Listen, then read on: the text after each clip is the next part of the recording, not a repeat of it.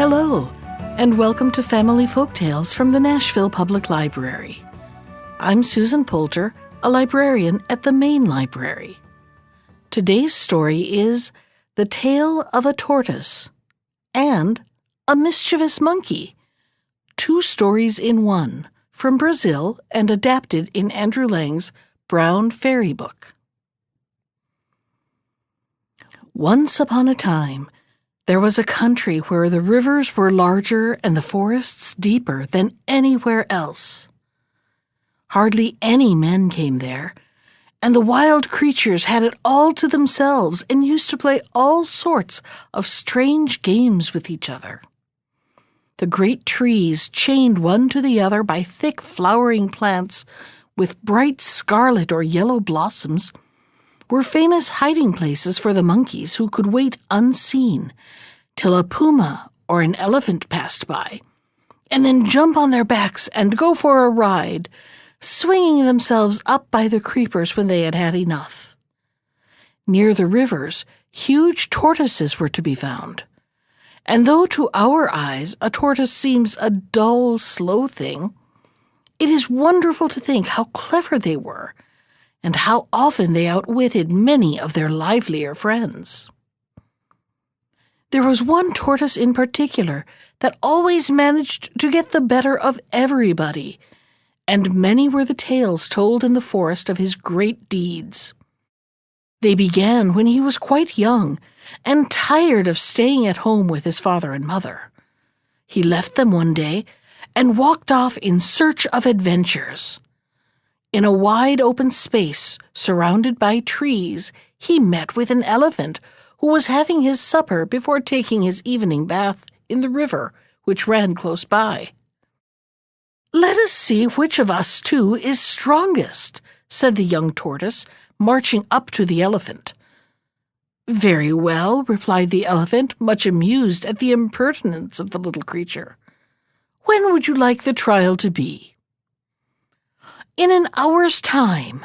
I have some business to do first," answered the tortoise, and he hastened away as fast as his short legs would carry him. In a pool of the river, a whale was resting, blowing water into the air and making a lovely fountain. The tortoise, however, was too young and too busy to admire such things, and he called to the whale to stop as he wanted to speak to him. "Would you like to try which of us is the stronger?" said he. The whale looked at him, sent up another fountain, and answered, "Oh, yes, certainly. When do you wish to begin? I'm quite ready." "Then give me one of your longest bones, and I will fasten it to my leg. When I give the signal, you must pull, and we will see which can pull the hardest." "Very good," replied the whale, and he took out one of his bones and passed it to the tortoise. The tortoise picked up the end of the bone in his mouth and went back to the elephant. "I will fasten this to your leg," said he, "in the same way as it is fastened to mine, and we must both pull as hard as we can. We shall soon see which is the stronger." So he wound it carefully round the elephant's leg and tied it in a firm knot. "Now," cried he, plunging into a thick bush behind him. The whale tugged at one end, and the elephant tugged at the other, and neither had any idea that he had not the tortoise for his foe. When the whale pulled the hardest, the elephant was dragged into the water. And when the elephant pulled the hardest, the whale was hauled on to the land. They were very evenly matched, and the battle was a hard one. At last they were quite tired, and the tortoise, who was watching, saw that they could play no more. So he crept from his hiding place, and dipping himself in the river, he went to the elephant and said, "I see that you really are stronger than I thought. Suppose we give it up for today." Then he dried himself on some moss, and went to the whale and said, "I see that you are stronger than I thought. Suppose we give it up for today." The 2 adversaries were only too glad to be allowed to rest, and believed to the end of their days that, after all, the tortoise was stronger than either of them. A day or two later, the young tortoise was taking a stroll when he met a fox and stopped to speak to him. "Let us try," he said in a careless manner, "which of us can lie buried in the ground during 7 years." "I shall be delighted," answered the fox, "only I would rather that you began." "It is all the same to me," replied the tortoise. "If you come round this way tomorrow, you will see that I have fulfilled my part of the bargain." So he looked about for a suitable place and found a convenient hole at the foot of an orange tree. He crept into it, and the next morning the fox heaped up the earth round him and promised to feed him every day with fresh fruit. The fox so far kept his word that each morning when the sun rose he appeared to ask how the tortoise was getting on. "Oh, very well, but I wish you would give me some fruit," replied he. "Alas, the fruit is not ripe enough yet for you to eat," answered the fox, who hoped that the tortoise would die of hunger long before the 7 years were over. Oh dear, I am so hungry," cried the tortoise.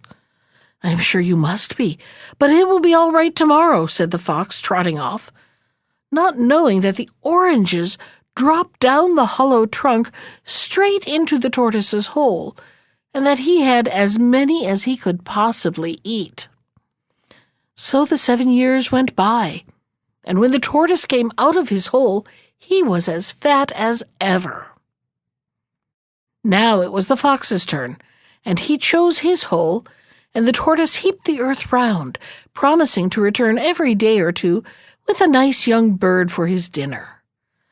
"Well, how are you getting on?" he would ask cheerfully when he paid his visits.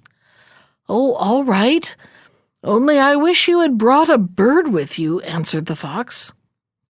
"I have been so unlucky. I have never been able to catch one," replied the tortoise. "However, I shall be more fortunate tomorrow, I am sure." But not too many tomorrows after, when the tortoise arrived with his usual question, "Well, how are you getting on?"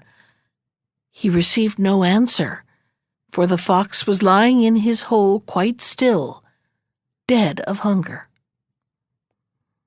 By this time the tortoise was grown up and looked up to throughout the forest, as a person to be feared for his strength and wisdom. But he was not considered a very swift runner, until an adventure with a deer added to his fame. One day, when he was basking in the sun, a stag passed by and stopped for a little conversation. "Would you care to see which of us can run fastest?" asked the tortoise after some talk. The stag thought the question so silly that he only shrugged his shoulders. "Of course, the victor would have the right to kill the other," went on the tortoise. "Oh, on that condition I agree," answered the deer. "But I am afraid you are a dead man." "It is no use trying to frighten me," replied the tortoise, "but I should like 3 days for training. Then I shall be ready to start when the sun strikes on the big tree at the edge of the great clearing." The first thing the tortoise did was to call his brothers and his cousins together, and he posted them carefully under ferns all along the line of the great clearing, making a sort of ladder which stretched for many miles. This done to his satisfaction, he went back to the starting place. The stag was quite punctual, and as soon as the sun's rays struck the trunk of the tree, the stag started off and was soon out of sight of the tortoise. Every now and then he would turn his head as he ran and call out, "How are you getting on?" And the tortoise, who happened to be nearest at that moment, would answer, "All right, I am close up to you." Full of astonishment, the stag would redouble his efforts, but it was no use. Each time he asked, "Are you there?" the answer would come, "Yes, of course, where else should I be?" And the stag ran and ran and ran, till he could run no more, and dropped down dead on the grass. And the tortoise, when he thinks about it, laughs still. But the tortoise was not the only creature of whose tricks stories were told in the forest. There was a famous monkey who was just as clever and more mischievous because he was so much quicker on his feet and with his hands. It was quite impossible to catch him and give him the thrashing he so often deserved, for he just swung himself up into a tree and laughed at the angry victim who was sitting below. Sometimes, however, the inhabitants of the forest were so foolish as to provoke him, and then they got the worst of it. This was what happened to the barber, whom the monkey visited one morning, saying that he wished to be shaved. The barber bowed politely to his customer, and begging him to be seated, tied a large cloth round his neck, and rubbed his chin with soap. But instead of cutting off his beard, the barber made a snip at the end of his tail. It was only a very little bit, and the monkey started up more in rage than in pain.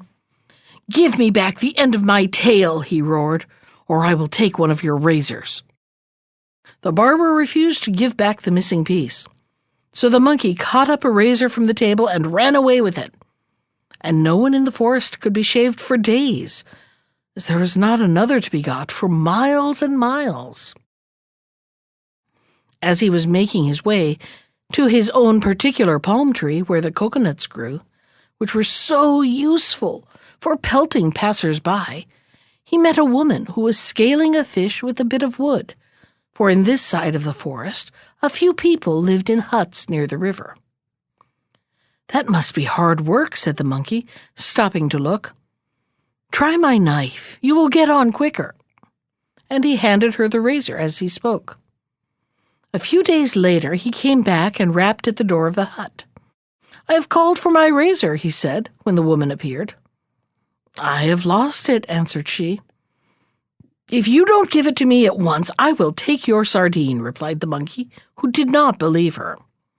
The woman protested she had not got the knife, so he took the sardine and ran off.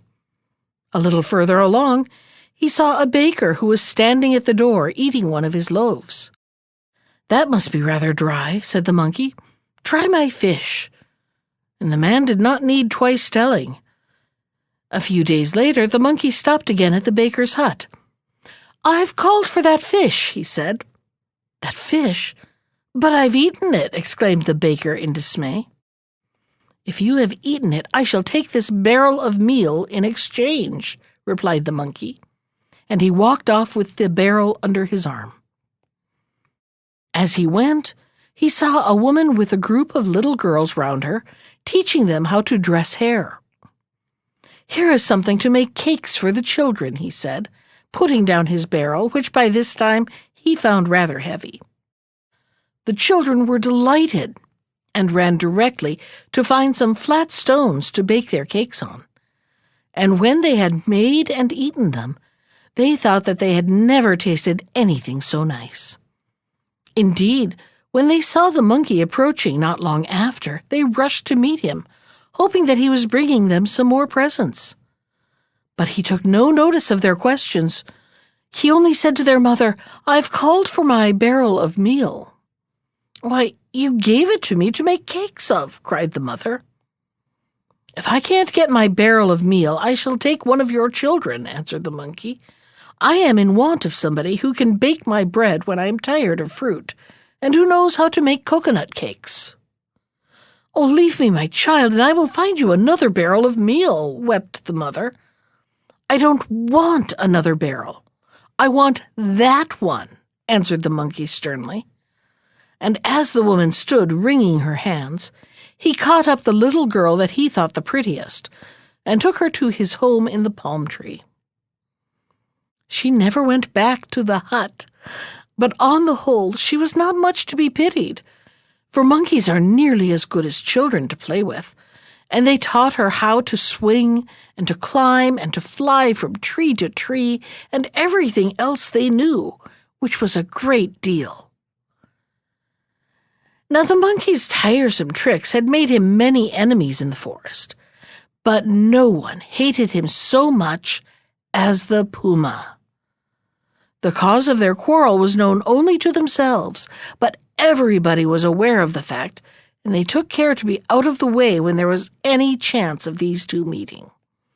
Often and often the puma had laid traps for the monkey, which he felt sure his foe could not escape, and the monkey would pretend that he saw nothing and rejoice the hidden puma's heart by seeming to walk straight into the snare, when, lo, a loud laugh would be heard, and the monkey's grinning face would peer out of a mass of creepers and disappear before his foe could reach him. This state of things had gone on for quite a long while, when at last there came a season such as the oldest parrot in the forest could never remember. Instead of 200 or 300 inches of rain falling, which they were all accustomed to, month after month passed without a cloud, and the rivers and springs dried up till there was only one small pool left for everyone to drink from. There was not an animal for miles round that did not grieve over this shocking condition of affairs. Not one, at least, except the puma. His only thought for years had been how to get the monkey into his power, and this time he imagined his chance had really arrived. He would hide himself in a thicket, and when the monkey came down to drink, and come he must, the puma would spring out and seize him. Yes, on this occasion there could be no escape. And no more there would have been if the puma had had greater patience. But in his excitement he moved a little too soon. The monkey, who was stooping to drink, heard a rustling, and turning, caught the gleam of two yellow, murderous eyes. With a mighty spring, he grasped a creeper which was hanging above him, and landed himself on the branch of a tree, feeling the breath of the puma on his feet as the animal bounded from its cover. Never had the monkey been so near death, and it was some time before he recovered enough courage to venture on the ground again. Up there in the shelter of the trees, he began to turn over in his head plans for escaping the snares of the puma, and at length chance helped him. Peeping down to the earth, he saw a man coming along the path, carrying on his head a large gourd filled with honey. He waited till the man was just underneath the tree. Then he hung from a bough and caught the gourd while the man looked up wondering, for he was no tree climber. Then the monkey rubbed the honey all over him, and a quantity of leaves from a creeper that was hanging close by. He stuck them all close together into the honey so that he looked like a walking bush. This finished, he ran to the pool to see the result, and, quite pleased with himself, set out in search of adventures. Soon the report went through the forest that a new animal had appeared from no one knew where, and that when someone had asked his name, the strange creature had answered that it was Jack in the Green. Thanks to this, the monkey was allowed to drink at the pool as often as he liked, for neither beast nor bird had the faintest notion who he was. And if they made any inquiries, the only answer they got was that the water of which he had drunk deeply had turned his hair into leaves, so that they all knew what would happen in case they became too greedy. By and by, the great rains began again. The rivers and streams filled up, and there was no need for him to go back to the pool near the home of his enemy, the puma, as there was a large number of places for him to choose from. So one night, when everything was still and silent, and even the chattering parrots were asleep on one leg, the monkey stole down softly from his perch and washed off the honey and the leaves, and came out from his bath in his own proper skin. On his way to breakfast, he met a rabbit and stopped for a little talk. "I am feeling rather dull," he remarked. "I think it would do me good to hunt a while. What do you say?" "Oh, I am quite willing," answered the rabbit, proud of being spoken to by such a large creature. "But the question is, what shall we hunt?" "There is no credit in going after an elephant or a tiger," replied the monkey, stroking his chin. "They are so big they could not possibly get out of your way. It shows much more skill to be able to catch a small thing that can hide itself in a moment behind a leaf. I'll tell you what.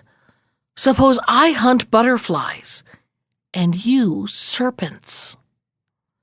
The rabbit, who was young and without experience, was delighted with this idea, and they both set out on their various ways.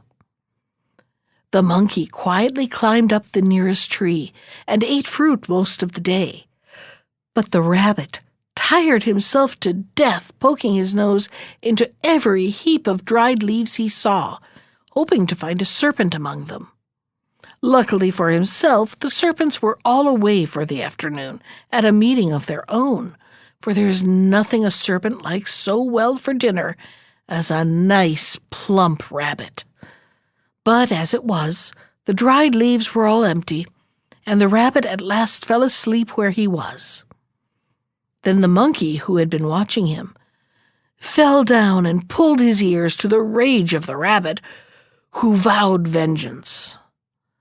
It was not easy to catch the monkey off his guard, and the rabbit waited long before the opportunity arrived. But one day Jack-in-the-Green was sitting on a stone, wondering what he should do next, when the rabbit crept softly behind him and gave his tail a sharp pull. The monkey gave a shriek of pain and darted up into a tree, but when he saw that it was only the rabbit who had dared to insult him so, he chattered so fast in his anger and looked so fierce that the rabbit fled into the nearest hole and stayed there for several days, trembling with fright.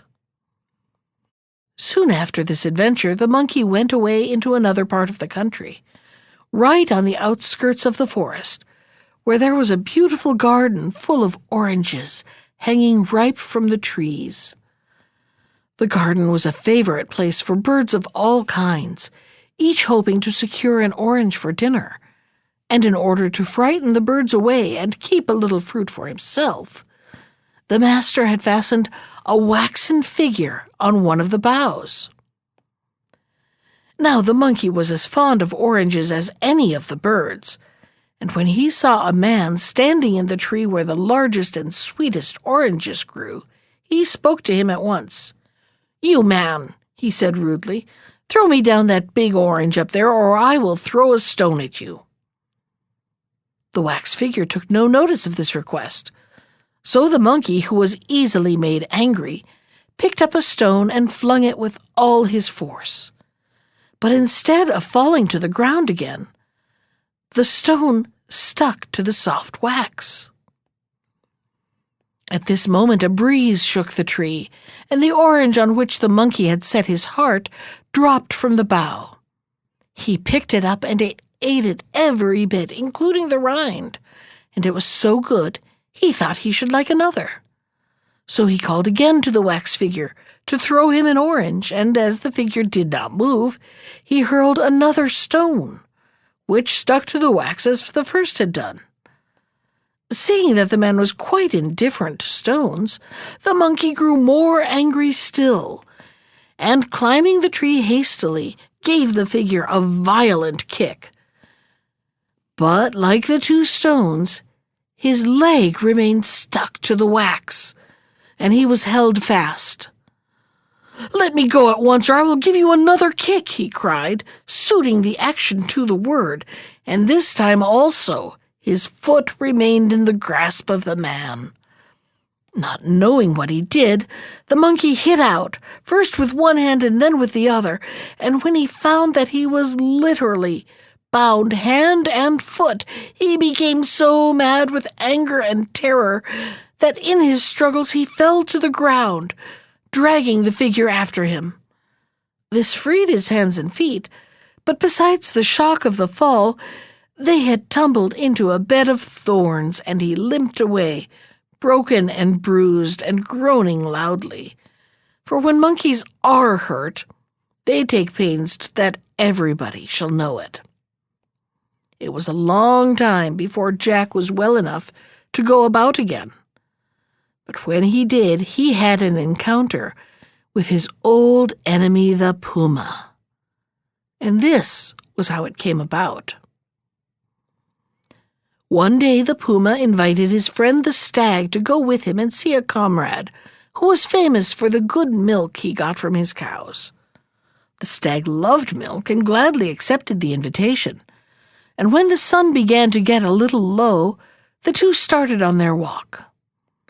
On the way, they arrived on the banks of a river, and as there were no bridges in those days, it was necessary to swim across it. The stag was not fond of swimming, and began to say that he was tired, and thought that, after all, it was not worth going so far to get milk, and that he would return home. But the puma easily saw through these excuses and laughed at him. "The river is not deep at all," he said. "Why, you will never be off your feet. Come, pluck up your courage and follow me." The stag was afraid of the river. Still, he was much more afraid of being laughed at, and he plunged in after the puma.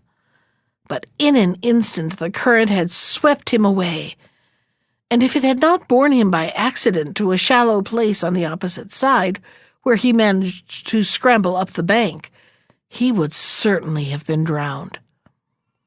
As it was, he scrambled out, shaking with terror, and found the puma waiting for him. "You had a narrow escape that time," said the puma. After resting for a few minutes to let the stag recover from his fright, they went on their ways till they came to a grove of bananas. "They look very good," said the puma, "and I am sure you must be hungry, friend stag. Suppose you were to climb the tree and get some. You shall eat the green ones, they are the best and sweetest, and you can throw me the yellow ones. I dare say they will do quite well." The stag did as he was bid, though not being used to climbing, it gave him a deal of trouble and sore knees. And besides, his horns were continually getting entangled in the creepers. What was worse, when once he had tasted the bananas, he found them not at all to his liking, so he threw them all down, green and yellow alike, and let the puma take his choice. And what a dinner he made! When he had quite done, they set forth once more. The path lay through a field of maize, where several men were working. As they came up to them, the puma whispered, "Go on in front, friend stag, and just say, 'Bad luck to all workers.'" The stag obeyed, but the men were hot and tired and did not think this a good joke. So they set their dogs at him, and he was obliged to run away as fast as he could. "I hope your industry will be rewarded as it deserves," said the puma as he passed along, and the men were pleased and offered him some of their maize to eat. By and by the puma saw a small snake with a beautiful shining skin lying coiled up at the foot of the tree. "What a lovely bracelet that would make for your daughter, friend stag," said he. The stag stooped and picked up the snake, which bit him, and he turned angrily to the puma. "Why did you not tell me it would bite?" he asked. "Is it my fault you're an idiot?" replied the puma. At last they reached their journey's end, but by this time it was late and the puma's comrade was ready for bed. So they slung their hammocks in convenient places and went to sleep. But in the middle of the night, the puma rose softly and stole out of the door to the sheepfold, where he killed and ate the fattest sheep he could find. And taking a bowl full of its blood, he sprinkled the sleeping stag with it. This done, he returned to bed. In the morning, the shepherd went as usual to let the sheep out of the fold, and found one of them missing. He thought directly of the puma, and ran to accuse him of having eaten the sheep. "I, my good man? What had put it into your head to think of such a thing? Have I got any blood about me? If anyone has eaten a sheep, it must be my friend the stag."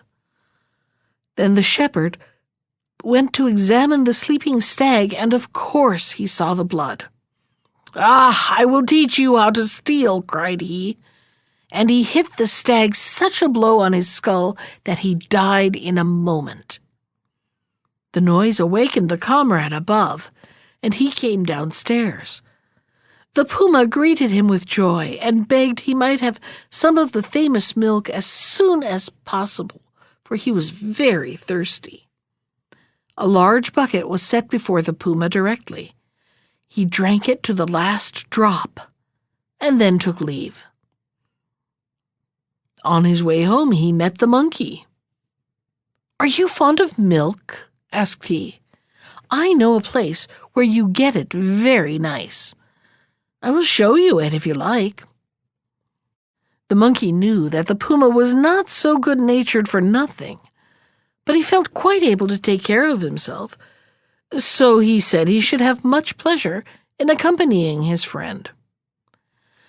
They soon reached the same river, and as before, the puma remarked, "Friend monkey, you will find it very shallow. There's no cause for fear. Jump in, and I will follow." "Do you think you have a stag to deal with?" asked the monkey, laughing. "I should prefer to follow. If not, I shall go no further."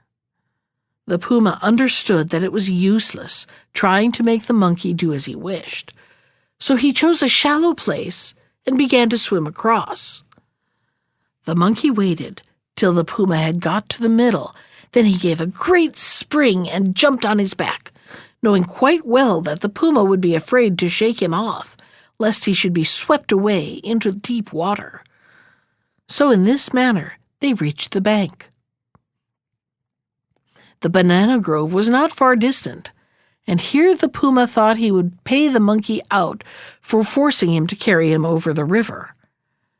"Friend monkey, look what fine bananas!" cried he. "You are fond of climbing. Suppose you run up and throw me down a few. You can eat the green ones, which are the nicest, and I will be content with the yellow." "Very well," answered the monkey, swinging himself up, but he ate all the yellow ones himself and only threw down the green ones that were left. The puma was furious and cried out, "I will punch your head for that." But the monkey only answered, "If you're going to talk such nonsense, I won't walk with you." And the puma was silent. In a few minutes more they arrived at the field where the men were reaping the maize, and the puma remarked, as he had done before, "Friend monkey, if you wish to please these men, just say as you go by, 'Bad luck to all workers.'" "Very well," replied the monkey, but instead he nodded and smiled and said, "I hope your industry may be rewarded as it deserves."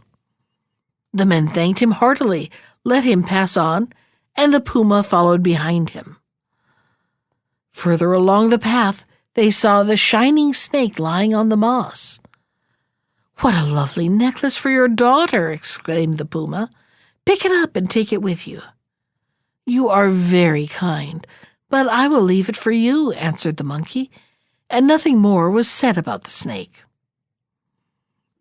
Not long after this, they reached the comrade's house and found him just ready to go to bed. So, without stopping to talk, the guests slung their hammocks, the monkey taking care to place his so high that no one could get at him. Besides, he thought it would be more prudent not to fall asleep, so he only lay still and snored loudly. When it was quite dark and no sound was to be heard, the puma crept out to the sheepfold, killed the sheep, and carried back a bowl full of its blood, with which to sprinkle the monkey. But the monkey, who had been watching out of the corner of his eye, waited until the puma drew near, and with a violent kick upset the bowl all over the puma himself. When the puma saw what had happened, he turned in a great hurry to leave the house, but before he could do so, he saw the shepherd coming and hastily lay down again. "This is the second time that I have lost a sheep," said the man to the monkey. "It will be the worse for the thief when I catch him, I can tell you." The monkey did not answer, but silently pointed to the puma, who was pretending to be asleep. The shepherd stooped and saw the blood and cried out, "Ah, so it is you, is it? Then take that!" And with his stick he gave the puma such a blow on the head that he died then and there. Then the monkey got up and went to the dairy and drank all the milk he could find. Afterwards he returned home and married, and that is the last we heard of him. That was The Tale of a Tortoise and a Mischievous Monkey from Andrew Lang's Brown Fairy Book. Special thanks to Ginger Sands for our theme music. You can find more of Ginger's music at iTunes or on her website at www.gingersands.com. And if you'd like to comment on today's story, send me an email. I can be reached at susan.poulter, that's Poulter, @nashville.gov. Thanks for listening.